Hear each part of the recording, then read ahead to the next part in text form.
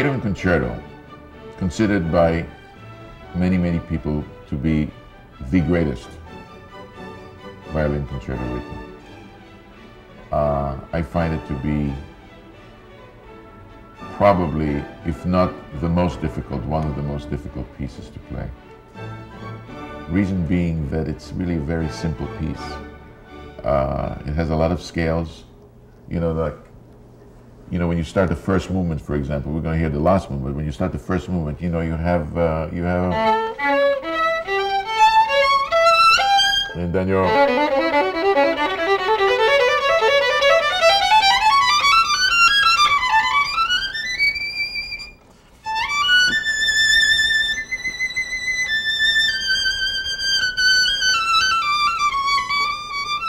so you have a very, very sort of simple material. You have nothing to hide behind. You don't have big chords.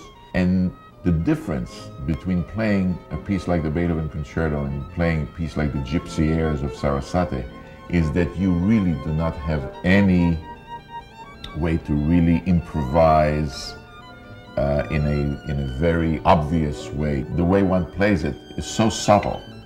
In order for it to succeed, everything time-wise has to be just in place. I could play this piece every day and not get sick of it.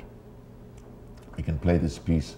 I remember I once played it 5 days in a row, 5 nights in a row, and every time I found something else in it.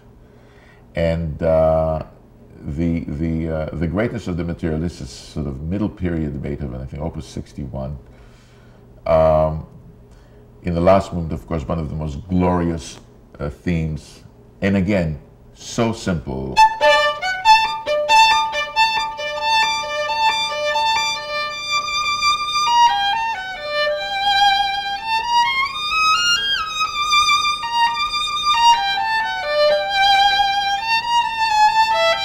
All right, what is the difficulty in playing a simple theme like that? Is to make it simple and leave it alone, and not try and do something. Let the music actually take over. But in order for the music to take over, you have to know what not to do and what to do. Whatever you do has to be so subtle to keep the form, because the form of the piece is so perfect. So it's, to be simple is really very difficult. A little side note is that when that piece was first played, it was played in a concert that was the best thing I can describe. It was like a variety show, because the story goes, I'm not sure how true it is, that the violinist played the first movement, and then afterwards there was a juggler who was doing things with juggling, and that was like it's like a little bit of an intermission, and then they played the second movement, and then there was somebody else doing something else. It was not played in a totally formal concert setting. At that time, Beethoven already was having problems with his hearing.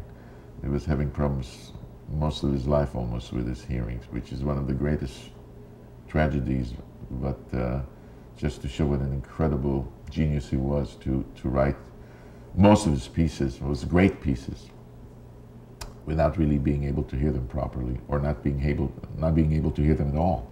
Us violinists are very, very lucky to have this concerto. Unfortunately, pianists have 5 of them. We only have 1.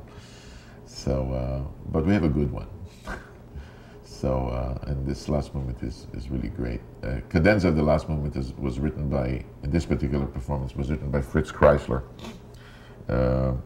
Another great violinist who composed and transcribed pieces for himself. In other words, he is one of those fiddle players who composed, in the same category as Sarasate, where the violinist does all the arrangements and sometimes original compositions so that they can use them in their own concerts. So this particular cadenza was written by him. The cadenza is a piece of music that's played that actually gives you the opportunity, or it used to give the opportunity, for the artist to improvise. These cadenzas today are written, but the stories go that Mozart and Beethoven, and specifically Beethoven, was a great improviser, where he could actually start a piece in the right key, start a cadenza, in other words, the piece where there is no orchestra.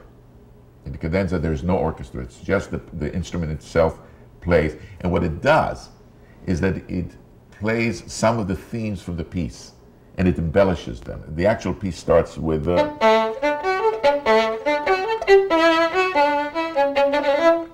that's the theme. Now the cadenza for the movement starts